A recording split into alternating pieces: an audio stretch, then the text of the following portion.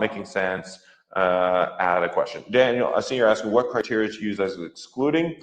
I can give you different types of criteria. The ultimate decision, though, is going to be what gives you the best set of articles to answer your research question.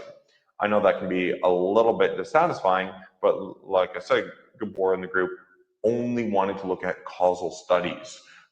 Daniel, for yours, if you had an outcome of stock performance, say, you wouldn't want to look at maybe a country's economic growth, or maybe you wanted to look at the firm level, and if the study wasn't done at the level of the firm, then it wouldn't be relevant. I have some who are looking at antimicrobial resistance in infants. So they were very specific and saying, I want neonates and I don't want children who are above age 1. So you can really specify your criteria, and it comes back to the main research question you're trying to answer. So I'm going through this screening. What am I going to do? I'm just going to look very quickly and say, okay, this one looks pretty good. I think this could be in. So I'm just going to drag this over to included. Now the article's there.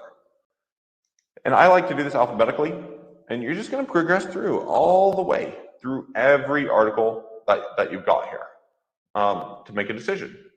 And when you've done that, you'll be able to fill out your numbers. So I'm just going to pull in, let's just say, I'm just going to say hypothetically, I want these 5 in, and I want to exclude everybody else. Okay, just for the sake of example. Okay, excluded because not relevant outcome, voila. And here we go. I've got 39 that were excluded because not relevant outcome, and I got 7 that were included. Okay, so I excluded 39. I'm going to put the reason, not relevant outcome. Be as specific as you can here, 39, and it left me 7 that I'm going to seek for retrieval. Now, at this stage, I'm going to come and create a new folder, right? I'm going to create a new collection. I'm going to call it retrieval. Okay, as included, I'm now passing through my retrieval stage. Move this over to retrieval. Now, Zotero also has a nice function here that it will automatically try to find the PDF for you. It will try to find the article. I'm going to click Find Available PDFs. And Zotero is going to do its magic. It's better if this is connected to your university library because it will automatically tap that access to find it. It'll try to find the full text. If you can't find the full text using the DOI, you can do other techniques like go to Sci-Hub to try to find the article. I'm not going to get into that now.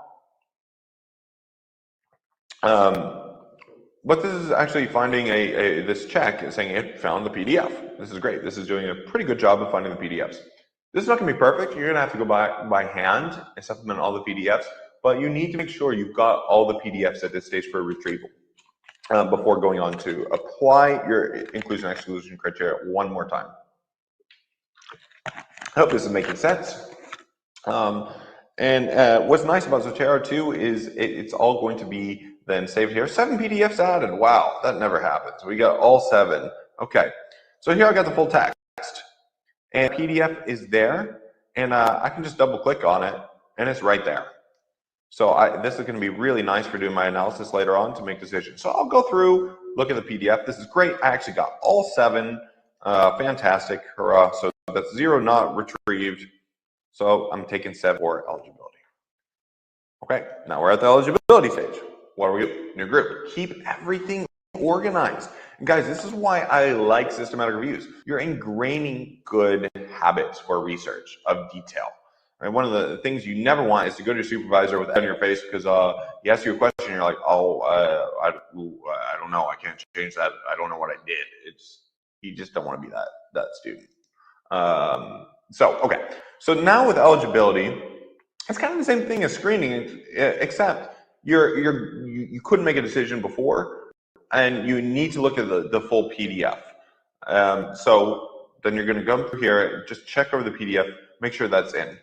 Finally, when you go through that, you will have regret. I'm not going to do that now. Again, itemize your reasons for exclusion. You get to your amount of studies you have in your final sample, and they're going to be right here. Studies included view. You'll finally get to your final set. You've already got the PDFs, and you're going to be ready to go on to your analysis. And you have effectively completed a first major step. At this, I want to talk about different kind of stumbling blocks that can occur along the way. and I want you to deal with those. But first, again, want to see if there's any questions. I'm going to come back to my screen. I'm going to stop sharing for a second and pull out here. So it's entirely up to us as researchers exactly. So in setting your criteria, it's entirely up to you as long as you justify it, report it, and why. Exactly, 100%. You really need to do that. And you want, again, I want you guys to do high level science. And that's that kind of detail we're aspiring for. Remember, reproducibility is key so that you make clear your assumptions, that anybody can challenge them and say, well, I don't really agree with you on this point. I see your logic, however, and follow it. And if I took that assumption, I would still get that same result. So yeah, somebody's asking about what criteria to use. There's no hard and fast criteria. And in fact, several of you might make different assumptions and choices and come up with different outcomes as a result.